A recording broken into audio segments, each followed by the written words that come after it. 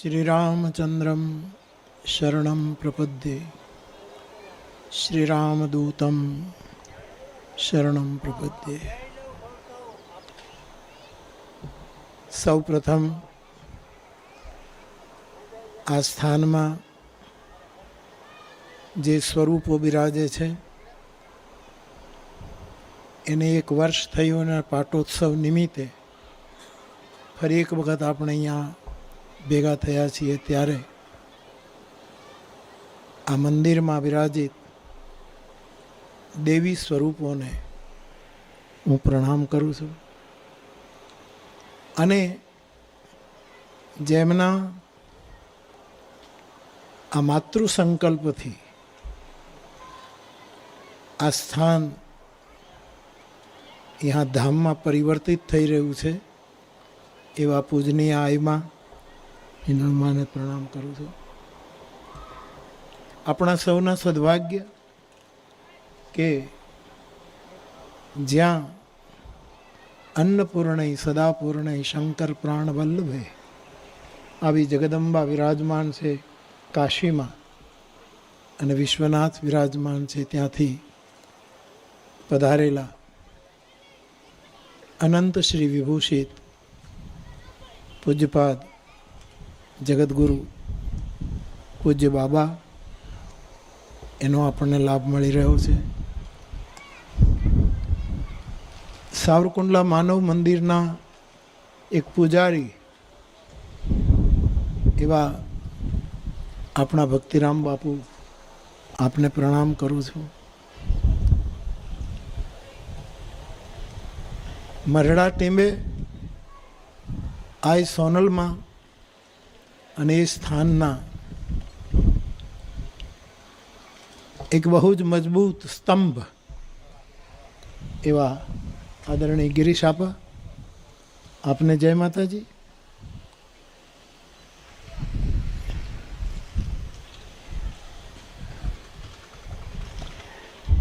મારા પરમ સ્નેહી જેને સાંભળવા ગમે જે કંઈ લખે વાંચવું ગમે એની સાથે વાતો કરવાનું ગમે એને સાંભળવાનું ગમે ને એ મને સાંભળે એ પણ મને ગમે એવા ભદ્રાયુભાઈ આપને પ્રણામ। મેરાણભાઈ આવ્યા છે કાક બાપુના કંઠનો વારસો જેમ નનકુ બાપુમાં પણ દેખાય એમ મેરાણભાઈ પણ આખું ઉતાર્યું છે। એક સમર્થ લોક સાહિત્યકાર એમને પણ જય માતાજી કહીને વંદુ। અને મહાભારતનું પહેલું નામ જય હતું, સીધું મહાભારત નામ નથી પડ્યું। કેટલો મોટો મહાસાગર છે આ છોકરો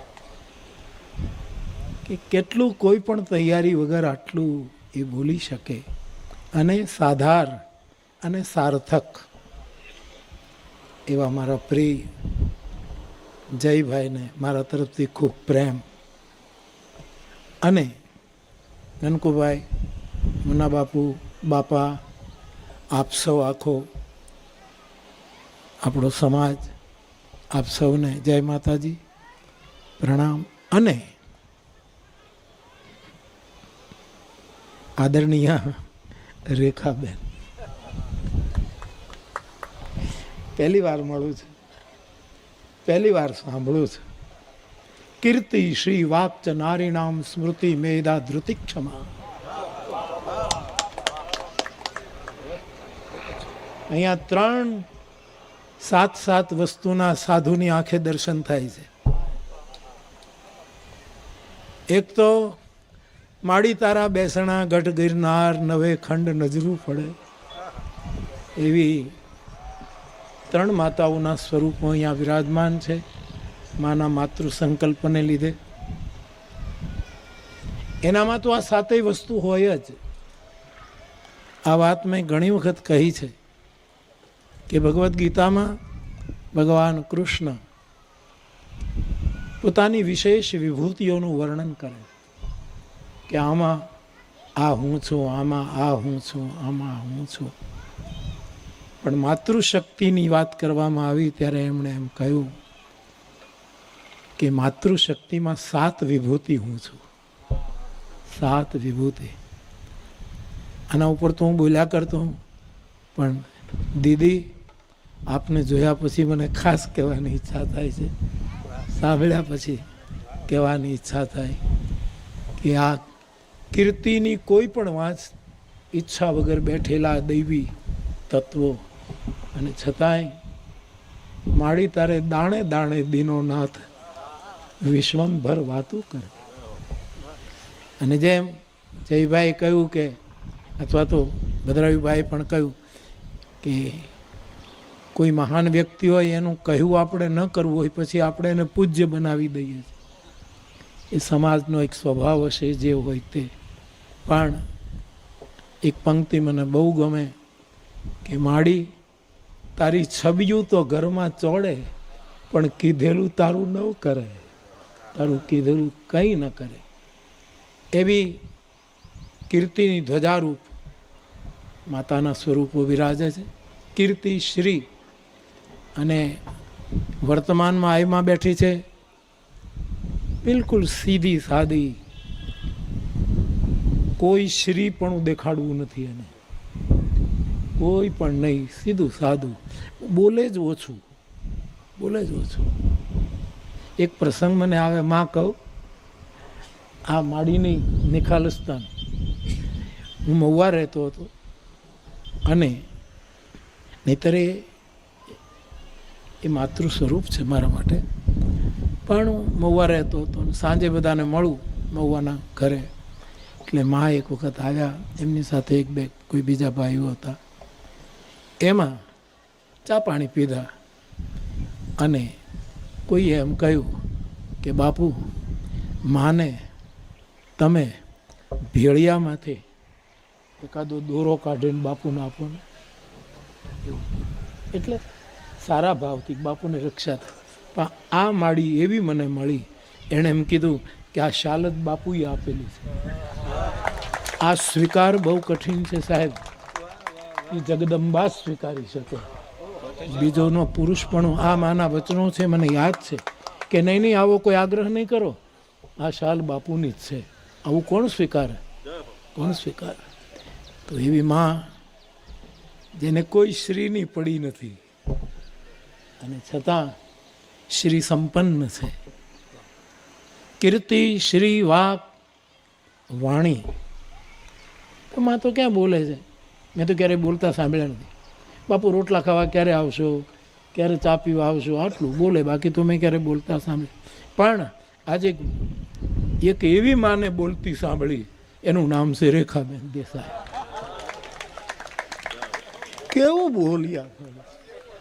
સારું થયું નનકુભાઈ, રેખાબેનને તમે બોલાવી આવ્યા, અને એણે મારા તરફ જે સદભાવ વ્યક્ત કર્યો એ તો માનો સ્વભાવ હોય પોતાના બાળક તરફનો. પણ હું બહુ રાજી થયો. બેન, હું એટલું જ કહું કે હું તો બોલું છું 68 વર્ષથી. 2 વર્ષ પછી 7 દાયકા થશે બોલતા બોલતા. પણ બોલવાનું તો જે હોય તે ચાલે છે. થોડા શબ્દોમાં મારું બહુ કામ ચાલે છે, પણ હું એક સારો શ્રોતા છું. હું બરાબર સાંભળી શકું. ને મેં આજે તમને સાંભળ્યા નથી માં, તમારું મુખમાંથી નીકળેલું અમૃત પીધું છે, એટલે બહુ રાજી થાય. કીર્તિ શ્રી વાક.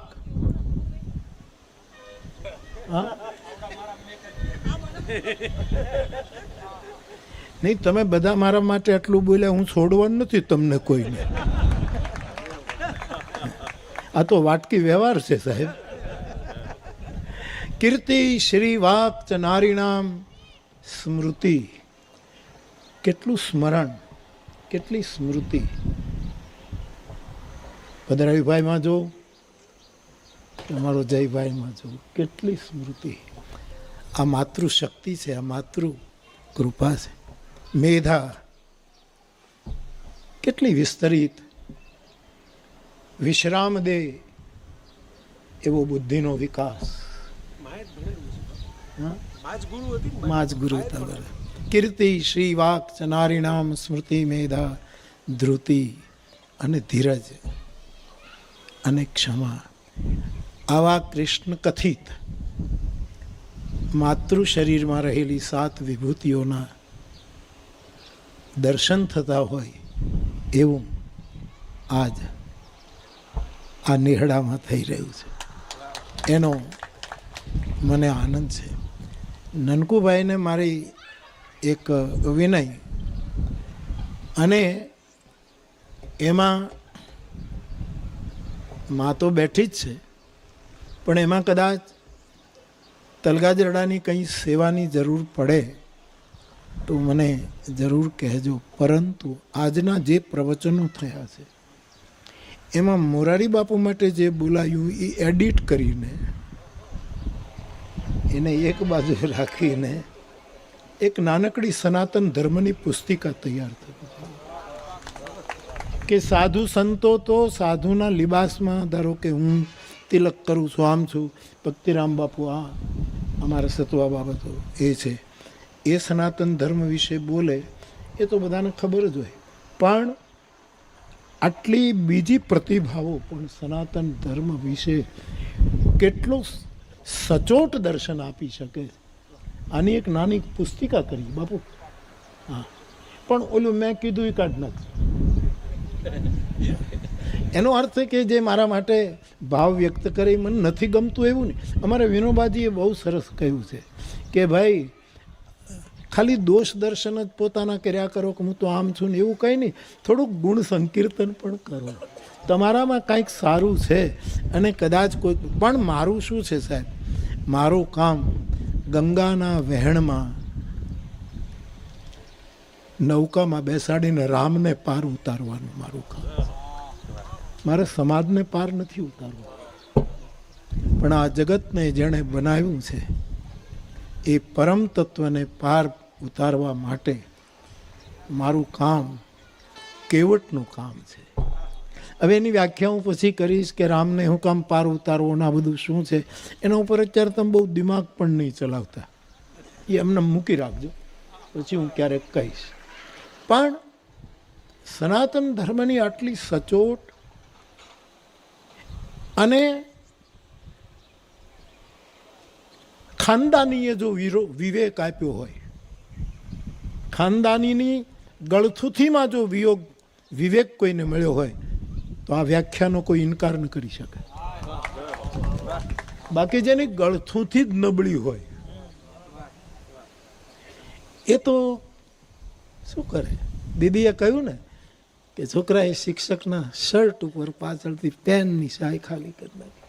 છોકરા, હું વિચારતો હતો કે શું કહેવા જઈ રહ્યા છે, શું કહે છે આગળ, પણ આખી પેન ખાલી કરી નાખીને એના શિક્ષકે એમ કહ્યું કે લાવ પેન ભરી દઉં, પછી તું લખીશ શું. કોઈક પાછળથી આપણા માટે આવું કહે ને છતાંય એના માટે આ કેટલો મોટો સનાતન ધર્મનો એક સિદ્ધાંત. તો દીદી આ નાની નાની વેચાર, અને ઓલું તો ચાંચિયાવાળું તો બહુ, કદાચ એને મારે પરમ સત્ય કહેવું જોઈએ. સત્ય એક બહુ જવાબદારી વ્યક્તિ તરીકે કહું છું, પરમ સત્ય કહેવું જોઈએ. કેટલી મોટી, અને એ બધું થતું હોય છે. પણ સનાતન ધર્મની જ્યારે આ ધર્મસભા નામ, હું એ વિચારતો હતો કે આ નનકુભાઈ ધર્મસભા કેમ નામ આપે છે. ભદ્રાયુભાઈ સાથે તો એનો આટલો સંબંધ છે, ગઈ વખતે પણ પધાર્યા, આ વખતે જયભાઈ આવે એટલે મને વધારે આનંદ થાય.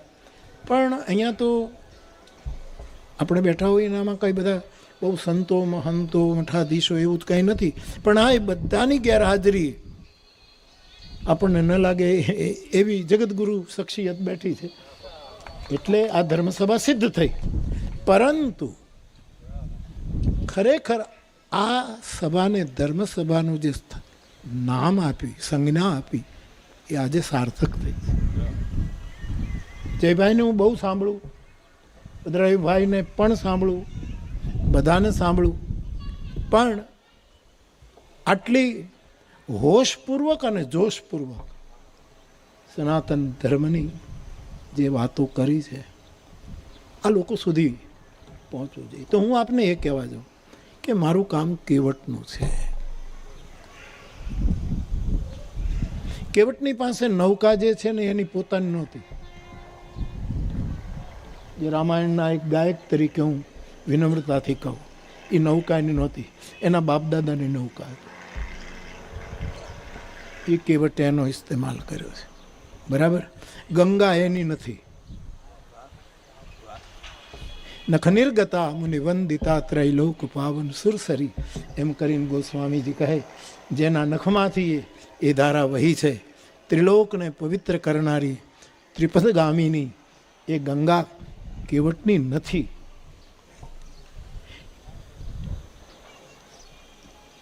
પણ એ બધાને પાર ઉતારે છે. એમાં બીજાને પાર ઉતારતા ઉતારતા ઉતારતા એના મનમાં ક્યાંક, એની પેઢીઓમાં ક્યાંક એવો ભાવ પડ્યો છે કે આ બીજાને પાર કરતા કરતા ક્યારેક રામ આવી જાય અને આટલાને પાર કર્યાના પુણ્યનું ફળ મળી જાય. એટલા માટે વાટ જોતો હતો કે કોઈ આવે. પણ ગંગા એ સનાતન ધર્મનો પ્રવાહ છે, શાશ્વત પ્રવાહ. અને આપણે ગામડામાં રહેનારા બધા જ જાણીએ છીએ કે નદી બે કિનારા ઊભા કરે છે. આમ તો લોટો પાણી લઈને આપણે રેડીએ અને આમ રેલો ચાલે તો એ બે કિનારા, પ્રવાહ હંમેશા બે કિનારા ઉત્પન્ન કરે, એક લોક અને એક વેદ. બે ધારા, બે પ્રવાહ કિનારા ઉત્પન્ન કરે. મારે કહેવું છે કે સનાતન ધર્મ એ ગંગ ધારા છે, શાશ્વત ધારા છે, અનંત ધારા છે. આપણે ત્યાં શાસ્ત્રોમાં ગંગાના અનેક રૂપ છે, પણ જે કેવટ બધાને પાર કરે છે અને રામને પાર કરવાની એની મનીષા છે, એની ઈચ્છા છે, એ બેઠો છે ક્યાં? એ તટ ઉપર. હું 5-10 મિનિટ તમને લઈ જાઉં. જે તટ ઉપર રામ ગયા હતા એક વખત, ભગત બાપુ તો તરત યાદ આવે, મેરણભાઈ તુરંત આવે. પગ મને ધોવા દ્યો રઘુરાય, વાલા મને શક પડ્યો મનમાં તમારા પગ ધોવા દ્યો રઘુરાય. તો આપણે બધા જ જાણીએ છીએ કે આપણે ત્યાં જે નદીઓ વહે છે એમાં નદીનું એક વહેણ એક કાંઠાને બરાબર અડીને વહે છે અને બીજું વહેણ એક પટ ખાલી હોય છે, એ બીજા કાંઠાને અડતું નથી. ક્યારેક મધ્યમાં વહે તો બે ભાગ થતા હોય, ક્યારેક ગંગા જેવી ફૂલ માત્રામાં વહે તો બંને કુલને ડૂબાડે, બંને કિનારાઓને એ સ્પર્શ કરે. પણ મોટે ભાગે આજે ગંગાજીમાં પણ જોઈએ તો, કે પ્રયાગમાં પણ જોઈએ તો, કે એક બહુ મોટો પટ ખાલી હોય, એક જગ્યાએ કિનારાને સ્પર્શ કરીને નદી વહેતી હોય. હવે જે ખાલી પટ હોય છે એમાં લોકો વાડા કરે છે. આ વાડા છે ને ઈ છે. પણ જે નદીના તટને બિલકુલ ઘસીને વહે છે ત્યાં વાડા કરવાનો એક પણ ચાન્સ નથી. એ તો વાડા તોડવાનું કામ કરે. બધા જ વાડા હોય છે. એમાં તડબૂચ, ચીભડા, આપણે ગામડામાં શેત્રુજીમાં આપણે જોઈએ છીએ, નદીમાં કોઈ પણ ભાદરમાં બધી જગ્યાએ જોતા મોટા પટમાં પ્રવાહ તો સનાતનનો જ હોય, પાણી તો એનું જ લેવું હોય, પણ વાડો આપણો ઊભો. અને એ વાડામાં ચીભડા, તરબૂચ લઈ અને વેચવાના હોય છે સાહેબ. પછી પાક્યા ન હોય તો એમાં કેમિકલ નાખીને પકાવવાનો હોય, એને ઇન્જેક્શન મારીને અંદર સ્વાદ આપવાનો હોય, એને ગમે તેમ કરીને ગરમી આપી અને એનો વેપાર. એટલે હું વિનમ્રતાથી કહું છું, આમાં આશીર્વાદ આપજો. આ બધા મારા વડીલો છો, આપ બધા મારા મને શુભકામના આપજો કે હું નિષ્કામ તટ ઉપર બેઠો છું. સકામ તટ ઉપર મારી વ્યાસપીઠ નથી કે હું કોઈ વાડો ઊભો કરું. બાબાને ખબર છે કે કાશીની ગંગામાં 84 ઘાટ છે. 84 ઘાટ છે, બરાબર છે? 84 ઘાટ. પણ નાવું તો ગંગામાં જ પડે છે. એ ઘાટ ઉપર માથા પછાડી નવાતું નથી, લોહી નીકળી જાય. પણ બધાએ ઘાટ બાંધ્યા છે એને જ ગંગા ગણી દીધી છે.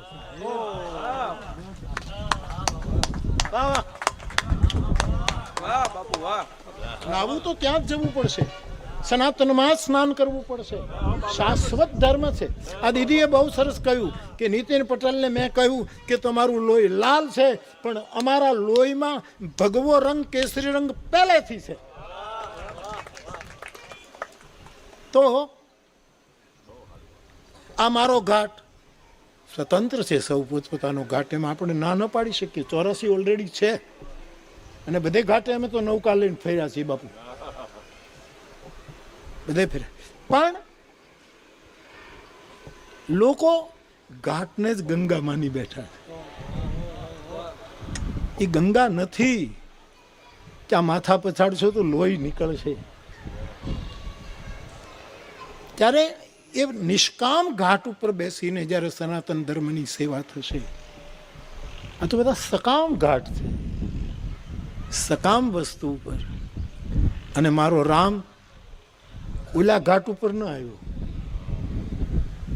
સકામ ઘાટ ઉપર ન આવ્યો. ઈશ્વર તો કંઈ પણ કરી શકે, કરતુમ અકર્તુમ અન્યથા કરતુમ સમર્થ, આ જો શાસ્ત્રી વ્યાખ્યા હોય. પણ રામ પણ એની પાસે ગયા કે જે નિષ્કામ ઘાટ ઉપર બેઠો છે. એટલે જે વાડા કરીને બેઠા હોય એની પાસે રામ જાય કે નહીં મને ખબર નહીં. જાય તો સારું, હું તો રામ મારું કયું માં નથી ભલામણ કરું, જાઓ ને, મને શું વાંધો છે. મારો રામ હું તો ચોક્કસ કહું કે પહેલા ત્યાં જાઓ, પણ રામ ન જાય. રામ પેલો નિષ્કામ ભક્તિના ઘાટ ઉપર જાય છે અને ત્યાં કઈ આપવા નથી જતો, માંગવા જાય છે. માગી નાવ ન કેવટ આના, માંગણી કરી નૌકાની મને આપો. જેની પાસે બ્રહ્માદિ દેવતાઓ માંગે, યોગેશ્વરો માંગે, એક કેવટ, એક નિસ્સાધન, કેવલ સકામ નિષ્કામતા ही એનું મોટું ગૌરવ છે. એની પાસે પ્રભુ માંગે છે. હું એટલા માટે આ વાત, એક તો સનાતન ધર્મની ચાલે છે એટલે થોડીક વાત, અને બીજું કારણ ભાદરોડના મુખીને ઘરે ભગત બાપુ પણ રાત અને હું પણ રાત, વર્ષો પહેલા. એક ઓરડામાં ભગત બાપુ, એક ઓરડામાં હું. પછી રાતની સભા હતી, આવો નાનકડો એવો આપણો સમાજ બેઠો હતો. અને પછી ભગત બાપુ તો શું કહેવાનું, એ તો એના માટે તો શું કહેવાય, અવતારી પુરુષ થાય. પણ એ પોતે બોલ્યા, એમણે કેવટ પ્રસંગનું પદ આખું ગાયું ને પછી મને કહ્યું કે હવે તમે કંઈક બોલો. એટલે હું બોલ્યો. એ બધું મને યાદ આવે છે કે ભગવાન રામ જેની પાસે ઇન્દ્રાદિ દેવતાઓ માંગે, એક સમાજના અંતિમ માણસ પાસે માંગે છે. તિરસ્કૃત, વંચિત, ઉપેક્ષિત એવા માણસની પાસે રામ એ મને તમે શીખવે છે કે જેને હું તમે નાના અને તિરસ્કૃત અને અસ્પૃશ્ય ગણીએ છીએ, એની પાસે પણ કંઈક છે જેની પાસે રામને પણ માંગવાની ઈચ્છા થાય છે. એની પાસે પણ કંઈક છે અને મોટામાં મોટું એની પાસે છે તે એની નિષ્કામતા છે. એની નિષ્કામતા છે. અને ભગવાન પછી તો આખો પ્રસંગ. પણ સનાતન ધર્મની આટલી વ્યાપક અને સટીક સંવાદી ચર્ચા અહીંયા થઈ એટલે મારે એમાં આટલું જ કહેવું છે કે આપણે નિષ્કામ તટ ઉપર છીએ કે સકામ તટ ઉપર.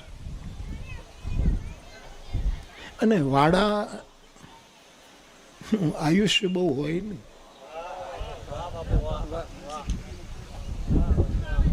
એ તો ઋતુ મોસમ બદલે એટલે વાડા પતી જાય. 4 વીઘાનો હોય તો ખાતેદાર ન કહેવાય. એટલે ટૂંકમાં એની સાથે શાશ્વતી જોડાયેલી નથી. શાશ્વત મૂલ્યો તો નિષ્કામ, ઘાટકર અને જે બધું જ આપી શકે એ માંગે છે કે નાનો માણસ પણ આપણને કંઈક આપી શકે. હું કચ્છની કથા વર્ષો પહેલા ભુજમાં કરતો હતો ત્યારે બંને સમય કથા કહેતો હતો અને ધનુષ્ય ભંગનો પ્રસંગ મેં બપોરની કથામાં ખૂબ જ વીરરસ પ્રદાન થઈ ગયો. જે ગણો તે ખૂબ જ રજૂ કર્યું, બધાને ગમ્યું એટલે મેં જોર જોરથી ગાયું વગેરે વગેરે. સાંજની કથામાં હું જાઉં ત્યારે એક કાળા કપડાં પહેરેલી એક માળી અને ચારણ હતી. એણે મારી ગાડી રોકી. એટલે સ્વાભાવિક મારા સ્વભાવ પ્રમાણે કોઈ આવી રીતે ઊભું રહે તો હું ગાડી રોકી રાખું. હા, અને મારે આપને પણ કહેવું છે કે એક શેઠ હતા ને, એની બહુ સારી ગાડી હતી. એ સમયની કિંમતીમાં કિંમતી ગાડી હતી અને પોતે જ ડ્રાઈવ કરતો હતો. એ ગાડી એનો શોખ હતો એટલે ગાડી લઈને નીકળે છે. એમાં બાજુઓના રસ્તા ઉપર કોઈક નાનું એવું ઝૂંપડું છે. 2 ભાઈઓ હતા. એમાં એક ભાઈને લકવાનો એટેક આવ્યો અને એકદમ બિચારો પડી, ગરીબ હતા. એનો મોટો ભાઈ એને ઉપાડીને રસ્તાને કિનારે લાવે છે. ગાડીઓ રોકવાની કોશિશ કરે કે બાજુમાં કોઈ દવાખાને લઈ જાઓ, અને બધા સ્પીડમાં નીકળી જાય છે, બધા સ્પીડમાં. પછી બહુ થાકી ગયો. બુભુક્ષિત કિમ ન કરોતિ પાપમ ક્ષીણા નરા નિષ્કરુણા ભવંતી. પછી અતિ પીડા કયું પાપ નથી કરાવતી. માણસ પછી ભૂલ કરે. એમાં આ શેઠ નીકળ્યો ગાડી લઈને અને પેલા 4 કલાકથી બેઠો હતો અને આ છોકરો મરી જશે જો સમયસર એને સારવાર ન મળી તો. એટલે કે ઈંટનો ટુકડો હતો, એ લઈને એણે આ શેઠની ગાડીની પાછળ કાચ ઉપર ફેંક્યો. ગુસ્સો આવી ગયો, ફેંક્યો. અને શેઠનો ધની હતા, પોતાની ગાડી, અને એકદમ એણે બ્રેક મારીને એકદમ ગુસ્સામાં આવી ગયો અને ગાડી રિવર્સ લીધી. ઓલો છોકરો એને કીધું, તે આમ ઈંટનો ઘા કર્યો કા, તને શું અધિકાર છે? તો કે શેઠજી કોઈ ગાડી રોકતું નહોતું. આ જીવનનો મરણનો આ બચશે નહીં મારો ભાઈ, અમે ગરીબ લોકો, એટલા માટે કોઈ ગાડી જ નહોતું રોકતું. એટલે મેં તમને, મને માફ કરજો, ક્યાં તમે ક્યાં અમે. આટલા શબ્દો એ શેઠ ઉપર અસર કરી અને એણે કીધું કે તારા ભાઈને મારી ગાડીમાં પાછળની સીટ ઉપર સુવડાવી દે, હું તને પ્રાથમિક સારવાર આપું. એ બાજુના નગરમાં લઈ જાય છે, પ્રાથમિક સારવાર આપે છે, છોકરો સાજો થઈ જાય છે, બધું થયું. પણ ઘરે આવ્યો શેઠ ત્યારે એના છોકરાઓએ કહ્યું કે પિતાજી, આ કારનો પાછળનો કાચ કોણે તોડી નાખ્યો છે? આપણે બદલી નાખીએ, કોણે આ બદતમીજી કરી છે? તો કે નહીં, હવે હું એને બદલીશ નહીં, જિંદગીભર નહીં બદલું. અરે કે નહીં પિતાજી, સારામાં સારી ગાડી નહીં, તમારે જે કરવું. કારણ કે આ ગાડી મને ઉપદેશ આપે છે કે જીવનમાં એટલી સ્પીડે કોઈ દિવસ ન જવું કે કોક મજબૂરને ઈંટનો ઘા કરવો પડે. કોઈને આ સ્થિતિમાં પ્રહાર કરવાનો વખત આવે એટલી સ્પીડ આપણી ન હોવી જોઈએ. ટૂંકમાં મારો કહેવાનો અર્થ, ગતિ થાય, પ્રગતિ થાય, સદગતિ થાય એ સારું, પણ હું એમ કહું દેશમાં વિકાસની બહુ વાતો ચાલે છે, થવો જ જોઈએ, થતો રહે છે, થતો હોય છે. પણ મારું એક વિનમ્ર કે વિકાસ પણ વિશ્રામદાયી હોવો જોઈએ. જે વિકાસ સંતાપ આપે, વિશ્રામ ન આપે. મારા તુલસીનો વિકાસ 7 કાંડમાં થયો, પણ કેવો વિકાસ? પાયો પરમ વિશ્રામ, પરમ વિશ્રામ. તો નાનામાં નાનો માણસ પણ કંઈક આપી શકે છે. તો એ ડોશીમાં એ ગાડી ઊભી રાખે. હું બહુ સમયસર હોઉં છું વ્યાસપીઠ ઉપર, બધી જગ્યાએ આપ સૌ જાણો છો. મેં કીધું આજ 5 મિનિટ મોડું થાય તો વાંધો નહીં. પણ મેં કાચ આમ પેલો કર્યો અને માડીએ સીધો આપા ગળા ઉપર હાથ નાખ્યો. મારી સાથે હતા એ બધા કે એ માડી આ તમે શું કરો? ગળા ઉપર હાથ મૂક્યો. 2-3 વખત ફેર્યું કે ભાઈ, આજે સવારની કથામાં આટલી રાડું પાડી પાડીને કહ્યું છે, માતાજી તારા ગળાનું ધ્યાન રાખે. આપણે માનતા હોઈએ કે આ શું આશીર્વાદ આપે, સમાજમાં ઘણા કેવટો છે, ઘણી કેવટિયાણીઓ છે કે જે આપણને ઘણું આપી શકે, એ આપણે લઈ શકીએ એવો મારો અનુભવ છે. અને ભદ્રભાઈ, આવા ગ્રામ્ય જનતાનો વિવેક પણ કેટલો. મેં હમણાં જ કચ્છની કથા કરીને આવ્યો હમણાંની, ત્યારે હું મારી ગાડી રોકતો હતો, બધા રસ્તામાં ઊભા હોય, કોઈક ફૂલ આપે, કોઈક કંઈક આપે, કોઈ મને ચીબડું આપે, તરબૂચ આપે, એટલે મને તરત જ વાડો જ યાદ આવે. કયા વાડાનું છે આ તરબૂચ, કયા વાડાનું? મને આ વાડો જ યાદ આવે કે કયા કાંઠાનું છે આ સાહેબ, કયો ઘાટ છે. ખેર, તો એક માળી દોડ્યા, કંકુની બાટલી, ચોખા અને પિત્તળની ધોયા વગરની થાળી, એમાં ચોખા, પાણીની એક લોટી. મેં મારા સ્વભાવ પ્રમાણે ગાડી ઊભી રાખી, કાચ ખોલ્યો. મને કે મારે તમારા પગ ધોવા છે. મેં કીધું માં, હું મારે કથામાં પહોંચું ને, આમાંથી મારે પગ કેમ બહાર કાઢવો ને પગ ધોવું? આ મને બધું ગમે પણ નહીં કે મારે પગ ધોવા. અરે માં, મેં કીધું સમજો તો પછી હાથ ધોવા દો. મેં કીધું આ સારું, લે. મેં હાથ આપ્યો અને ધોઈ નાખ્યો. હતો એના કરતાં થોડોક વધારે ચોખ્ખો થયો સાહેબ. આપણે એમ માનીએ છીએ સાહેબ, પણ કઈ તત્વ આપણી સાથે કામ કરતું હોય આપણને ખબર નથી પડતી. અને એટલે જ શાખાઓ મૂળને ભૂલી જાય છે, એટલે શાખાઓ સદરને ભૂલી જતું હોય છે. એવો જાવેદ અખ્તરનો શેર છે. મારો કહેવાનો અર્થ કે, અને હદ તો ત્યારે થઈ, નિષ્કામ ઘાટનો કેવટ છેવટનો માણસ છે. આ કેવટ છેવટનો માણસ, આખી અંતિમ રામ રાજ્યના નાગરિકમાં, રામરાજ્ય દશરથના રાજ્યનો છેલ્લો નાગરિક કેવટ. પણ રામરાજ્ય થયું ત્યારે રામરાજ્યનો પ્રથમ નાગરિક કેવટ છે. જેમ આજે ભારતના બંધારણમાં પ્રથમ નાગરિક રાષ્ટ્રપતિ હોય છે, આ છેલ્લો માણસ રામરાજ્યમાં પ્રથમ નાગરિક કેવટ બન્યો છે. એ માણસ પાસે રામ માંગે છે, અને પછી સામે કિનારે ઉતર્યા પછી એનો નિષ્કામ ઘાટ કેવો સફળ થાય છે એ કહીને પૂરું કરું. ઉતર્યા પછી પ્રભુને સંકોચ થાય છે કે મેં આને કાંઈ ના આપ્યું. સામાન્ય માણસ નૌકામાં બેસતો હશે તો કંઈક તો આપતો હશે, એના ઉપર એનું ગુજરાન ચાલે છે. ને પરમાત્માની હૃદયની વાત જાનકીજી જાણી ગયા, અને એણે મુદ્રિકા, દીદીએ મુદ્રિકાની પણ વાત કરી, વીંટીઓ ગમે ત્યાં આ રીતે. પણ હું એક વાત કહ્યા કરું કે મુદ્રી મુખમાં હોય તો એ સમુદ્રી તારી દે. મુદ્રી ખાલી મુખમાં હોવી જોઈએ તો સમુદ્રને પાર કરી શકાય, એવું પ્રાસમાં આપણે કહી શકીએ. તો ભગવાન ને એમ થાય છે કે મેં આને કાંઈ આપ્યું નહીં, આ માણસે આટલું કર્યું. અને જ્યારે પ્રભુએ મુદ્રિકા આપવા માટે ગયા ત્યારે ઓલો કહે કે નાથ આજ મેં કાહ ન પાવા, આજે મને શું નથી મળ્યું. જેની પાસે કંઈ નથી એ એમ કહે છે કે મને બધું જ મળી ગયું, અને જેની પાસે બધું જ છે એ એમ કહે કે હું તારી પાસે માંગુ છું. આ કેવા વિરોધાભાસો આપણને ત્યાં પ્રેરણા આપે. પછી તો ચરણ ધોવે છે ને આ બધું. પણ મને એક વસ્તુ, આખો પ્રસંગ કહેતો ત્યારે કહ્યા કરું કે ચરણ ધોયા અને પછી પદ પખારી જલપાન કરી, આપ સહિત પરિવાર પિતૃપાર કરી. પિતૃઓને તારવાની વાત આવી ત્યારે ભગવાનને કેવટે કહ્યું કે અમારા પિતૃઓને કોઈએ મંત્રો ભણીને પાર નથી કર્યા.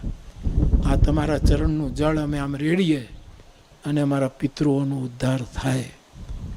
ત્યારે ભગવાને કહ્યું કે એમાં તો મંત્રો બોલવા પડે, કે તમે 4 ભાઈઓ મંત્રના 4 અર્થો તો છો.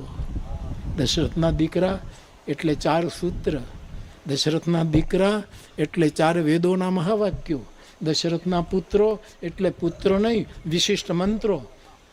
અમારે ત્યાં કોઈ કર્મકાંડ કરાવવા આવ્યું નહીં, કોઈ આજ સુધી અમારા પિતૃઓનું તર્પણ કરાવવા આવ્યું નહીં. તો અમારા પિતૃઓનું તર્પણ કરાવવા માટે તમે 2 ભાઈઓ મંત્રો બોલો. અને ત્યારે ભગવાને લક્ષ્મણને કહ્યું કે વશિષ્ઠજીની વિદ્યા આજે સાર્થક કરી. દીદીએ કહ્યું ને કે અમે આવી સ્કૂલ ચલાવતા હતા? આવી સ્કૂલ નહીં ચલાવવી જોઈએ કે ઓલો માણસ સહી કરવામાં વિલંબ કરે છે ને એ સ્કૂલનો આ બહુ મોટો મેસેજ છે સાહેબ, મોટો મેસેજ છે. તો પછી અને આ બોલવા માટે ને આવો નિર્ણય લેવા માટે સાહસ જોઈએ, સાહસ જોઈએ. નિષ્કામ બન્યા વગર કાંઈ નહીં થાય સાહેબ. નિષ્કામતા અભયતાનું સંતાન છે. નિર્ભયતામાંથી નિષ્કામતા પ્રગટ થાય છે. તો પછી તો એ કેવટને બેસાડે છે, પછી તો નૌકાને આમથી આમ કરે છે. હું અહીં કથા કહેવા નથી બેઠો, મને બરાબર ભાન છે કે કથા કરવી હોય ત્યારે હું બેઠા બેઠા બોલું છું અને આવું છૂટું પ્રવચન કરવું હોય ને ત્યારે ઊભા ઊભા બોલું છું એટલા માટે. પણ પછી જ્યારે બહુ જ આમ નૌકાને આમથી આમ કરે છે ત્યારે ભગવાન નૌકા બેસવા ટેવાયેલા નથી. રાજકુમાર ઘોડા ઉપર બેસવા ટેવાયેલા, રથારૂઢ થવા ટેવાયેલા છે, પણ નૌકામાં બેસવાનો અભ્યાસ રામને નથી કે ભાઈ આ તો તું આમથી આમ કરે. એટલે ભગવાને કહ્યું કે અમે મર્યાદાના કુળમાં જન્મ્યા છીએ, તું એકદમ આમથી આમ કરે એટલે અમને પડી જવાની બીક લાગે છે ગંગામાં ક્યાંક. એટલે કેવટે કહ્યું કે તું અમારો હાથ પકડી રાખો. અને ભગવાને કહ્યું કે તું મારો હાથ પકડી રાખ ને, અમે હલીએ છીએ, અમે પડી જાય કે અમારું કાંઈ ઠેકાણું નહીં. સત્યનો હાથ પકડીએ ને પાછો ક્યારે મૂકી દઈએ, પ્રેમનો હાથ પકડીએ ને ક્યારે મૂકી દઈએ, કરુણાનો હાથ પકડીએ ને ક્યારે મૂકી દઈએ. માટે અમે સાંભળ્યું છે કે તું જો હાથ પકડે પછી તને છોડતા આવડતું નથી. ફાટે પડી પટોળે ભાત ફાટે પણ. ટૂંકમાં સનાતન ધર્મની એક પ્રવાહ ચાલ્યો. એક આ સ્થાનકમાં એ પ્રવાહ ચાલ્યો. એટલા માટે મને થોડીક આ વાત કહેવાની ઈચ્છા થઈ. બહુ રાજી થઈ. ચા તો તમે પીવડાવી ને મને, આ તો ખબર નહીં, એ ભૂલાઈ ગયું છે કે ચા પીધે. ઘણા પી ગયા હોય ને એને એ પાછું ભૂલાઈ જાય કે મેં પીધું તો 2 કલાક પહેલાં કે નહીં, એટલે પાછો માંગે કે લાવો હજી પાછું 2 પી લે. એવું અમારે થયું. પણ ના હવે નથી બાપુ, હવે ચાલ મારું ઓલી બીજી ના, હું તો હવે પૂરું કરું બાપુ. પણ હું માં બહુ મારી પ્રસન્નતા. અને બીજું આમાં થોડોક સ્વાર્થ પણ છે બધા. અહીંયા થોડોક સ્વાર્થ જીવ છીએ ને આપણે કાંઈ આપણામાં ક્યાંક તો એને થોડુંક તો રહેવું જોઈએ. કુર્તું લટકાવવા માટે એકાદી ખીંટી રાખવી જોઈએ સાહેબ. એકાદે ઠાકોર રામકૃષ્ણ પરમહંસ કહેતા કે શારદામણીએ કહ્યું કે તમે ધ્યાનમાં હો, આટલા બુદ્ધિજીવીઓ બેઠા હોય અને તમને ભજીયાની સુગંધ આવે એટલે તમે બધું મૂકીને જતા રહો છો. લોકો ટીકા કરે છે તો કે કરે એને કરવા દો. બાકી જે દિવસે હું કહું કે મારે ભજીયા નથી ખાવા, સમજજે ત્રીજે દિવસે રામકૃષ્ણ નહીં હોય. કારણ કે કુર્તાને લટકાવવા માટે એક ખીંટી જરૂરી છે. એટલે સ્વાર્થ તો આપણો થોડોક હોય, પણ પરમાર્થના વાઘામાં પહેરેલો સ્વાર્થ નહીં. હા, એવો સ્વાર્થ સાધુનો ન હોય. હા, પણ જગત મંગલનો સ્વાર્થ. તો નનકુ બાપુ, માળી બાપા, મુનિ બાપુ,